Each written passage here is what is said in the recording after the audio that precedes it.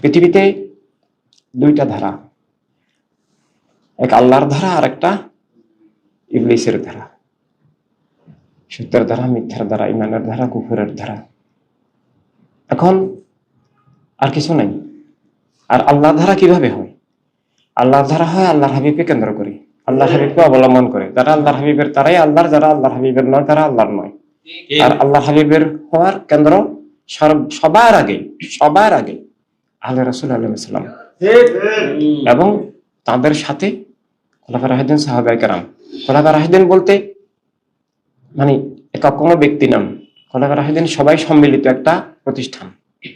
সাহাবায়ে কেরাম একক কোনো ব্যক্তি নন, সবাই সম্মিলিত একটা প্রতিষ্ঠান। কোন সাহাবীর কোন একটা ঘটনা কোন কিতাবে লেখা আছে, বা খোলাফায়ে রাশিদিন রাদিয়াল্লাহু তাআলা আনহুর কোন একটা কথা, কোন একটা ঘটনা কোন কিতাবে লেখা আছে, এটা সবসময় দলিল হবে না। কারণ সেটা সত্য হইতেও পারে, নাও হইতে পারে। কোন কারণে, কি জন্য উনি কথা বলেছেন, কেন এই ঘটনা ঘটেছে, সেটা আগে বুঝতে হবে। আর সেটা সত্য না মিথ্যা তাও তদন্ত করতে হবে।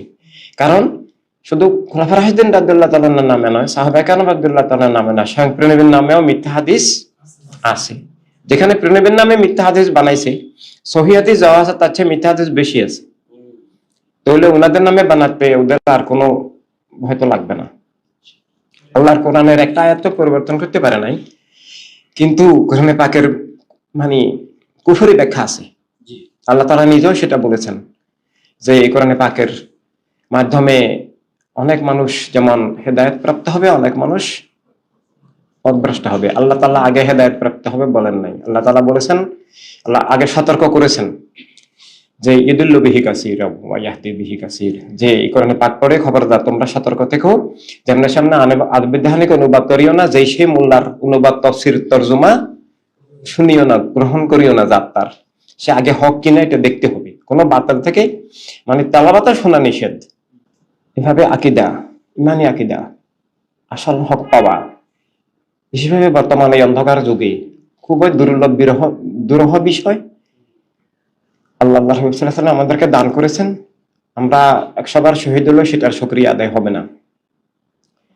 ঈদে আজম বুঝতে পারা, ঈদে আজম বলতে পারা, বুঝতে পারা, ইমানি শহীদ দিবস বলতে পারা, বুঝতে পারা, আশুরা নয় ইমানি শহীদ দিবস, মিলাদ নয় ঈদে আজম, সালাতুস সালাম মাহফিল মিলাদ মাহফিল নয়।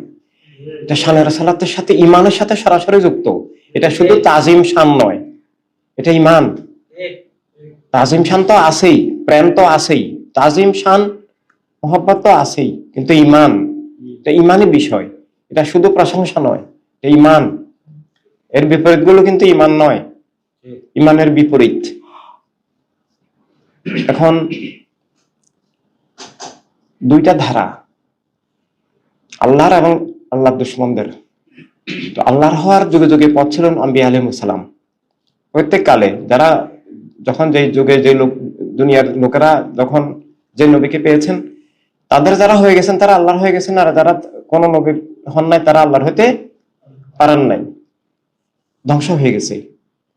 এভাবে প্রিয়নবীর হওয়া আর না হওয়া, পৃথিবীতে দুইটাই ধারা আছে। যে প্রিয়নবীর হয়ে গেলেন, আর যে প্রিয়নবীর হন নাই, হইতে পারেন নাই, সে কিন্তু ইবলিসের হয়ে গেছে। সে কিন্তু ইবলিসের এজেন্ট, কোন না কোন ইবলিসের এজেন্টের মাধ্যমে। বাতাল ফারকা ইবলিসের একটা ধারা। ওয়াহিদ মওদুদিবাদ, সালাফিবাদ, মুয়াবিয়াবাদ, ইসলামের ছদ্মবেশী বাতাল ফারকা ইবলিসের সবচেয়ে ভয়ঙ্কর নিকৃষ্ট ধারা। ইসলাম দাবি করে ইসলাম না পাওয়া, মুসলিম দাবি করে মুসলিম না হওয়া, ইসলামের ছদ্মবেশে ধোকা, এটা আমাদের মেইন সমস্যা। এটা না হলে অন্য বাতিল আমাদের কোনো ক্ষতি করতে পারতো না, খুন জুলুম করতে পারতো না, ঈমানও নষ্ট করতে পারতো না। এরপর গায়রে দিন, বিভিন্ন ধর্মের নামে যে মিথ্যা ধর্মগুলো আছে, সব ধর্মের নামে মিথ্যা আছে, কোন ধর্মই এখন সত্য নয়। এমনকি আমাদের ইসলামে এখন আর আসল ইসলাম নাই। এখন ইসলাম যেটা বলে এটা ইসলাম না, এটা সত্য নয়, কোথাও নাই।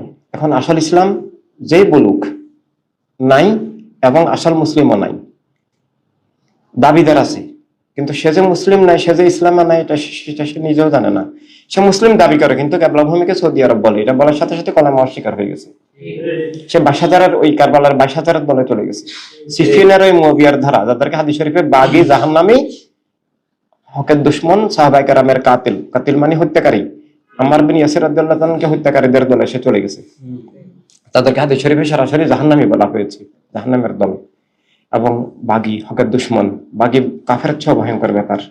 কাফের তো না জানিয়ে অনেক কাফের আছে, আজকে কাফের কালকে ইমানদার হয়ে যেতে পারে। বাগীদেরকে জাহান্নামী বলা হয়েছে। এবং বাগী মানে যে হকের বিরুদ্ধে যুদ্ধ করে, সশস্ত্র যুদ্ধ করে, হক ত্যাগ করে, হকের বিরুদ্ধে আবার সশস্ত্র যুদ্ধে নেমে যায়, হক উৎখাতের জন্য, খেলাফত উৎখাতের জন্য, কলেমার চেতনা উৎখাতের জন্য, বস্তুবাদ কায়েমের জন্য, রাষ্ট্র ইসলামকে জবরদখল করার জন্য, রাষ্ট্রকে জবরদখল করার জন্য যারা সশস্ত্র যুদ্ধ নামে ইসলামের ধারকদেরকে যারা হত্যা করে, তারাই বাগী। হকের কাফেলা থেকে যারা বিচ্ছিন্ন হয়ে হকের কাফেলার বিরুদ্ধে যারা যুদ্ধ করে, তারা বাগী। তো এইভাবে এটা একটা ভয়ঙ্কর ব্যাপার। তো এই যে ধারাগুলো এখন এগুলোই তো আছে, আহলে সুন্নাত জামাত বলতেছে এবং ওয়াজ করে, বলে ইসলামের নামে 73 ফেরকা হবে, হাদিস শরীফটা নিয়ে আসে এবং একটা মাত্র জান্নাতে যাবে, সেটার নাম নাকি আহলে সুন্নাত জামাত, আর সেটার কিবলা নাকি মুয়াবিয়া। কোন হাদিস শরীফে এটা নাই। মুয়াবিয়ার দল জান্নাতে যাবে, এটা কোন হাদিস শরীফে নাই। বরং এটা আছে স্পষ্টভাবে সরাসরি যে মুয়াবিয়ার দল জাহান্নামে, এটা হাদিস শরীফে আছে। এভাবে আর সেটাকেই আহলে সুন্নাত জামাতের নামে চালিয়ে দিয়েছি। এজন্য তাওহীদ রাসালাত ভিত্তিক, তাওহীদ রাসালাতের উদ্দেশ্যে আহলে রাসূল কেন্দ্রিক যে ইসলাম, সেটা আমাদেরকে জীবিত করতে হবে। আহলে রাসূল কেন্দ্রিক ইসলাম মানে আহলে রাসূল কেন্দ্রিক আহলে সুন্নাত জামাত। সেটাই খেলাফতের ইসলাম, খেলাফতের আহলে সুন্নাত জামাত। সেটা ইনসানিয়াতের ইসলাম, ইনসানিয়াতের আহলে সুন্নাত জামাত। সেটা ভাই বোন সবার ইসলাম, সবার আহলে সুন্নাত জামাত। সেটা শুধু মুসলমান নয়, মুসলিম ও মুসলিম সবার জন্যই নিরাপদ। সেই ইসলাম সব মুসলমানদের জন্য নয়, শুধু আসল ইসলাম, প্রেমবিদ্যা বা ইসলাম, রহমতের ইসলাম, আমানের ইসলাম সব মানুষের জন্য নিরাপদ, সব মানুষের জন্য কল্যাণ। রাহমাতাল লিল আলামিন সাল্লাল্লাহু আলাইহি সাল্লামের এই নাম মুবারকের অসীম রহমতের যে ইসলাম, সেই ইসলামের যে রাষ্ট্র ব্যবস্থা, বিশ্ব ব্যবস্থা, রহমতের যে জীবন জগৎ, রহমতের যে রাষ্ট্র, রহমত আর ইনসানিয়াত কাছাকাছি শব্দ। রহমত উৎস, রহমত থেকে ইনসানিয়াত। এভাবে রহমতের একটা অধ্যায়ের নাম ইনসানিয়াত, রহমতের জীবনগত দিক এবং ইনসানিয়াতের জীবনগত অধিকার, স্বাধীনতা, রুটি রুজিগত, নিরাপত্তাগত, মর্যাদাগত সব দিক আছে। কিন্তু সব কিছুর ঊর্ধ্বে ইনসানিয়াতের মূল দিকটা হচ্ছে আত্মাগত, অর্থাৎ তাওহীদ ভিত্তিক, রাসালাত কেন্দ্রিক যে জীবন চেতনা, অর্থাৎ জীবন, ভাষাগোত্র, দেশ, রাষ্ট্র, লিঙ্গ, বর্ণ সবকিছুর ঊর্ধ্বে একমাত্র আল্লাহর নামে জীবন, আল্লাহর হাবিব, আল্লাহর নূর, রাসালাতের আলোকে জীবন।